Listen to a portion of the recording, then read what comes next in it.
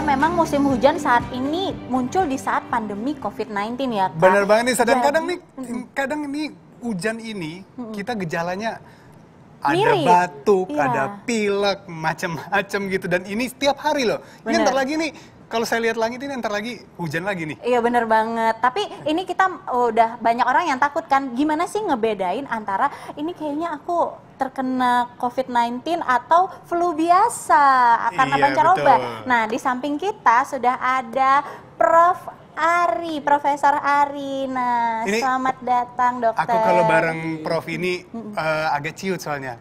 Gelarnya banyak banget. Iya bener banget Kak. Iya, iya. Terakhir kita ketemu Prof di London ya waktu itu ya.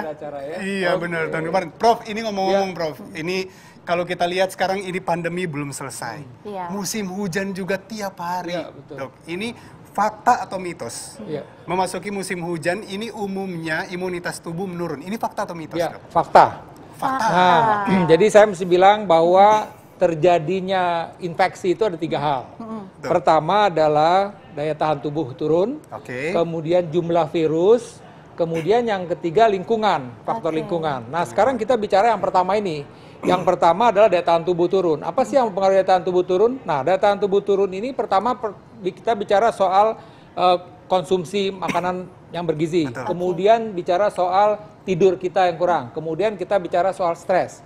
Nah, yang tadi yang saya bilang lingkungan. Nah, sekarang ini kan tadi Iya. panas, tahu-tahu dingin. Nah, ini terus terang saja cuaca yang berubah-ubah ini akan mempengaruhi daya tahan tubuh kita. Kenapa? Karena kita kan tidak siap.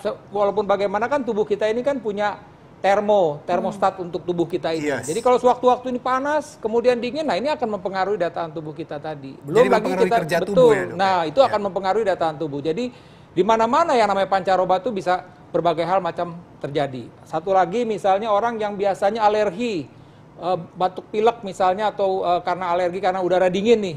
Nah, tiba-tiba dia jadi timbul kan alerginya, akhirnya juga itu juga bisa mempengaruhi daya tahan tubuh. Jadi jelas kondisi sekarang ini kondisi yang tidak kondusif nih.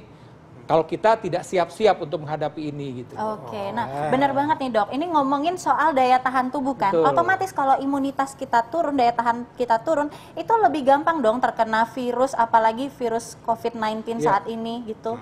Ya, tadi kembali lagi tadi. Prinsipnya daya tahan tubuh kita itu tadi. Makanya kita tidur mesti cukup. Nah, lebih banyak nih makan sayur dan buah, ya, kemudian tidak stres. Ya, tentu bicara soal stres ya mesti kita bilang nih, jangan dikit-dikit takut, dikit-dikit. Iya. Nah, itu tadi tuh pengaruh juga tuh bicara soal Pengaruh, stres. betul. Gitu kan. Kemudian tadi itu bicara soal tadi faktor virusnya. Nah, kita kan masih tinggi nih angka di kita, ya kan. betul. Kemudian beberapa positive rate-nya itu ada sekitar yang bilang 9, ada di beberapa kota yang 9%, ada yang 10%. Artinya apa? Kalau ada 10 orang, satu itu positif.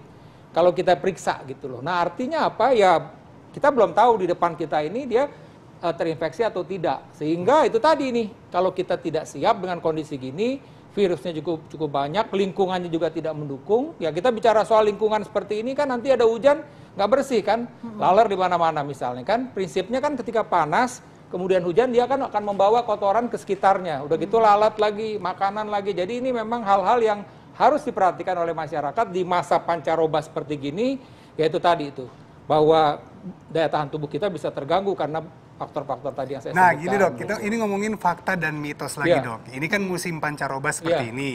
Terus sakit tenggorokan, Iya. demam, Betul. batuk, pilek, ditambahin lagi dengan COVID-19, ada perubahan cuaca. Iya.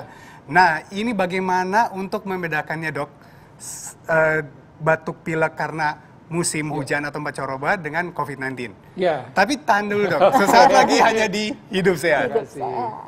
Pemirsa kembali lagi di Hidup Sehat, kita lanjutin yang tadi dok. Ini bagaimana membedakan batuk pilek pada saat musim pancaroba itu karena cuaca atau itu karena COVID-19? Ya.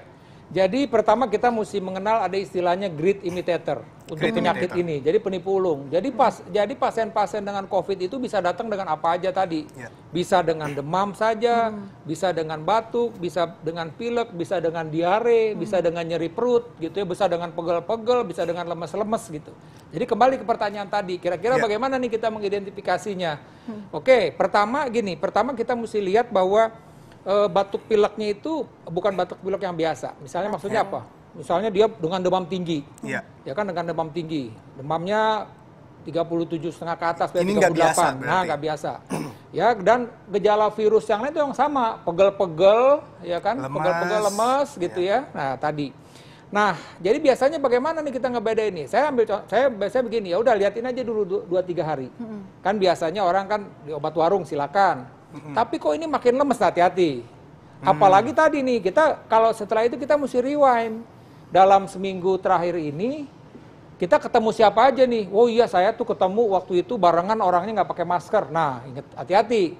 Jangan-jangan ini, nah tadi saya selama seminggu ini cuma di rumah saja, nggak pernah ketemu orang. Mungkin batuk pileknya karena flu biasa. Flu gitu. biasa. Jadi itu faktor yang penting. Riwayat kontak kita rewind. Apa sih yang kita pernah kontak dengan siapa aja sih gitu. Nah, cuman tadi itu ya. Setelah itu tadi lemes, kemudian demamnya masih ada misalnya, kemudian progresif. Nah, kita bilang. Maksudnya apa?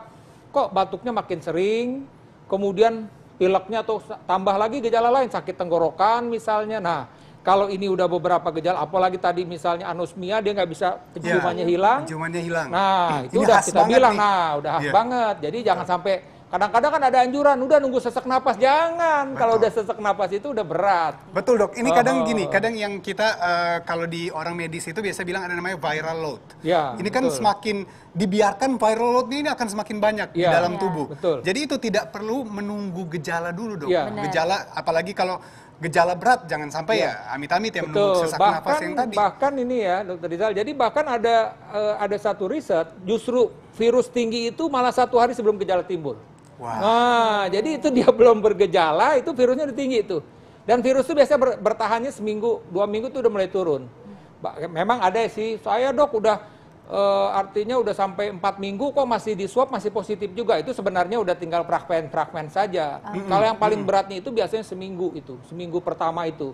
1 hari sebelum bergejala sampai 1 minggu. Makanya kan bedain mau diperiksa dengan rapid test yang antibodinya atau dengan Betul. swab. Kalau Iya. antibody itu antibodinya mungkin masih negatif belum muncul, tapi kalau di swab bisa positif gitu loh. Iya, jadi sebenarnya paling disarankan itu di swab pada saat kita merasa bahwa pertama kita ada riwayat kontak apalagi. Ya, betul. Tuh gejala tuh. Ah, betul. Kemudian Gitu. gejala. Cuman tadi sekali lagi yang penting ya kalau ke dokter biasanya kita cek darahnya deh. Betul, dan apalagi Nah, ini darahnya udah bisa mengarah tuh. betul, dan apalagi ini kan sekarang ini orang malah makin kesini tidak mematuhi protokol kesehatan dan Ya. merasa bahwa oh saya batuk pilek gara-gara hujan. Nah. Ini hati-hati loh karena protokol kesehatan ini tetap penting. Betul. Karena dulu dok, Iya. dulu kan masih di awal-awal kan orang menjaga banget. Iya. Kasus sudah tinggi malah Iya, Nggak sekarang menjaga. mungkin orang udah bosan gitu loh. Tapi mestinya bosannya tetap protokol kesehatan dijaga tadi. Betul. Ya tetap mungkin pakai masker, jaga jarak ya.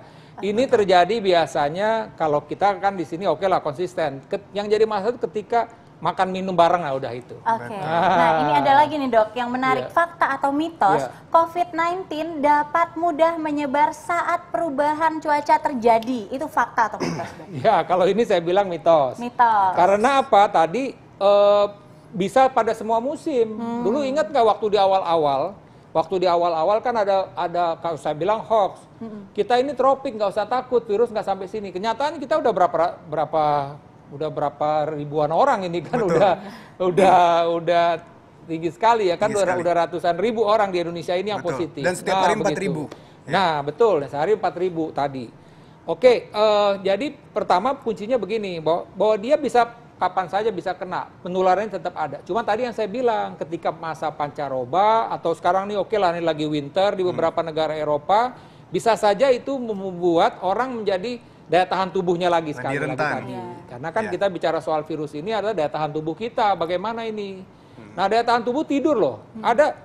Ada ya dokter ya, kena misalnya usianya masih muda, tapi kenapa dia kebetulan kecapean, memang begitu banyak nanganin pasien, tidurnya kurang, akhirnya padahal nggak ada komorbid, akhirnya dia terinfeksi juga. Iya, jadi Kenapa? sebenarnya Ya, tadi sebenarnya itu.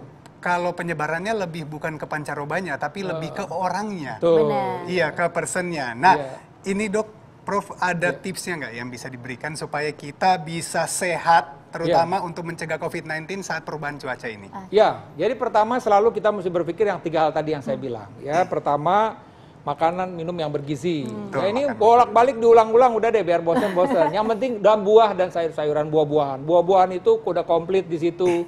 Ada vitamin C-nya, ada unsur seratnya, ada mineralnya, ada unsur airnya juga kan gitu. Kemudian yang kedua adalah tidur. tidur ini mesti kita perhatikan. Ya. Tidur sebenarnya kalau udah mulai ke hujan kan enak tidur nih. Paling nggak Betul. 6 jam kita tidur. Ya kan kita 6 jam tidur. Ya kemudian juga hal yang lain adalah ketika stres tadi. Nah ini memang susah ngomongnya. Saya bilang, Bu ini karena stres. Saya nggak stres kok, tapi Ibu takut nggak COVID? Takut katanya begitu. Jadi walaupun bagaimana situasi seperti ini membuat kita tingkat stresnya tinggi. Jadi 3 tadi itu, pengendalian diri, makanan minuman yang bergizi, sayur dan buah-buahan, kemudian tidur yang cukup. Dan kemudian tadi, ya dia jaga jarak, jangan sampai kita nggak tahu di depan kita ternyata viral load-nya tadi tinggi, virusnya tinggi, kita ketularan. Lingkungan, nah ketika kita berada di luar, kita udah siap jaket deh kalau sekarang. Ketika ada hujan udah pakai jaket aja nggak apa-apa. Karena prinsipnya jangan sampai tubuh kita ini tiba-tiba terjadi perubahan udara yang drastis tubuh kita yang mempengaruhi daya tahan tubuh kita gitu. Wah, terima kasih Prof. Terima kasih. Ada pesan Prof, quotes buat masyarakat?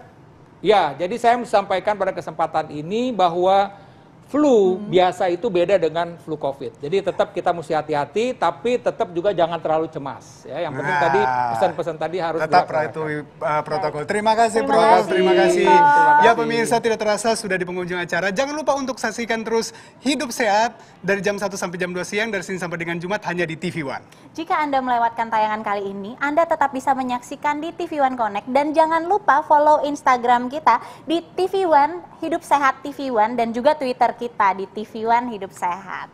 Saya Dr. Tengku Anissa. Dan saya Dr. Rizal, Indonesia Hidup Sehat.